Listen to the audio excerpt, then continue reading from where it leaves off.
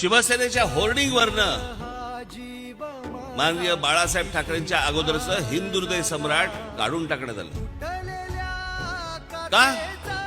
तर काँग्रेस राष्ट्रवादीला वाईट वाटेल, हिंदू शब्दाचं वाईट वाटेल, त्यांना ते परवडणार नाही. मुसलमान मतं आपली जातील. काही उर्दू होर्डिंग्स वरती हिंदू हृदय सम्राट बाळासाहेब ठाकरे यांच्याऐवजी काय आलं? जनाब बाळासाहेब ठाकरे. जनाब